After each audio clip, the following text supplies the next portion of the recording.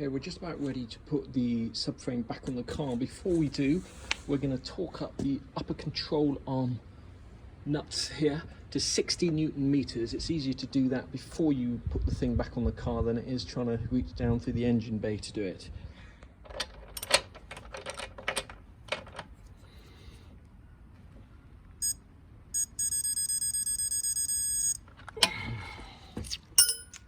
Okay, so we're going to start the process of putting the subframe back on and putting the coil springs in, and we're going to do the whole thing single-handedly without a floor jack, which you'd normally have to support the whole thing. And you'd normally, rather than using a four-poster ramp, you'd have a ramp with pads here and legs coming out, so these could just hang freely. Okay, so we're going to get around that just by using some bits of wood, and then we're going to use a spring compressor, put the spring in there, and that's going to push this lower control arm down. And this here, we've just got some bits of cardboard in there because that's going to, once we put the discs on, that's going to pull that down there. We don't want to scratch the paint. Oh, a few things you've got to bear in mind when you're using this spring compressor, and that's where you put these discs in and how you orientate them. Oops, because they're open at one end, they're open at this end. And when you put this spring in here, it's going to bow out. It's going to bow out this way here. So you want to make sure that these open ends are at the back, okay? So they don't get pinched, because when the spring blows out, the outside loops will be wider and the inside ones will be narrower. The other thing that's crucially important is to realize that this spring only fits into here in one orientation, and this is where the end of the spring needs to go here. And by the end of the spring, I mean this bit here has got to fit in to here. So when you put it in roughly orientated like that, these things need to line up, bearing in mind where the end of the spring has to go. Ready to start winding in this spindle, which will compress this section of the spring here. Just before we do, we'll make sure that we're locked in here properly, which we are, and also up here, it's difficult to see that the teeth are locked in at the top as well, which, as I say, it's difficult to see that, but I'm confident that they are. We've got some masking tape on there just to protect the springs, little paintwork or the powder coating on the springs, and we're just going to wind that all the way in.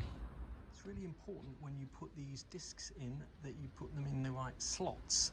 If you put it too low, you won't be able to get it out from the bottom, and if you put this one too high, you won't be able to get it past the upper control arm.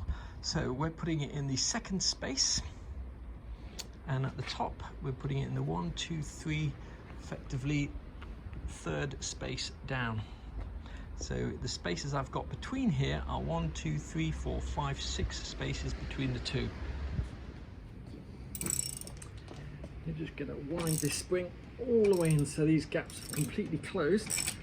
Hopefully that should give us enough compression to get the spring in. Down about as far as it wants to go. We're just going to see if we can fit it in there now. Okay, that fits in there nicely. It's just a matter of getting that through there and getting a nut on there and then releasing the spring, and hopefully being able to take out these two things here. Put the spring in that the end of the spring is actually aligned in the groove where it's going to sit. Okay, so you can see that's lined up. Now I've loosened this nut here off, so hopefully I can just lift the bottom there like so. Get that. Just need to prop this up a tiny bit more.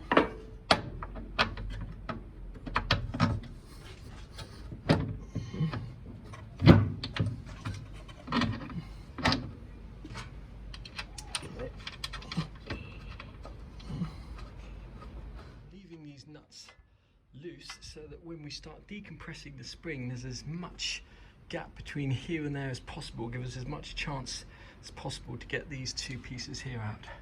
Let's uncompress the spring and see how that goes. It's important that when you start loosening the spring or decompressing the spring, that it doesn't twist around and lose the alignment. The end of that spring has got to fit in that groove there. Don't want the top of that disc to scratch the upper control arm as it passes. Whew, okay, that's now past the upper control arm. This at the top, like, whoops. So, now the trick now is to get these out here, this one and this one. Sometimes you have to tap them out, sometimes they come out a little bit easier. You should just be able to slide these out. Sometimes you have to wind them up until you find a gap where they're going to come out. Okay, there you go. So there you have it. One safely inserted spring. Just need to take that masking tape off, tighten up these two nuts there, and that is one spring in. So there you have it. That's how you safely get in a coil spring on a Mercedes 107 SL. I'm sure that this method also works, and these spring compressors also work for other Mercedes. We're leaving the cardboard there until we put the wheels back on the car. The other method of getting a spring in basically entails placing the uncoiled spring in there and then jacking up the bottom of this lower control arm and trying to line up the cam bolts into the holes. And people do that and have done that, but I'll tell you one thing, that is really difficult method, especially if you had the issue that we had, whereby the cam bolt bushings come out slightly and are difficult to actually fit in that gap. So that method wouldn't have been an option for us. I might try it on another SL at a later date to see how well that works. But working with coil springs, I quite like the safer method of actually compressing the coil spring using proper compressors. This thing here, we got this off eBay, and I'll leave a link to who we got it from and where we got it from. The small ones for the front springs, larger ones for the rear springs. That's pretty much it for this video. I'll put the other spring in off camera, and then the next video will be all about putting the subframe back on the car, the engine mount bolts, sorting out the brakes, wheels back on, and the exhaust, and then obviously test driving the car. The spring compressor kit came from eBay. We paid £39.50 for it, and that's the guy we bought it from there.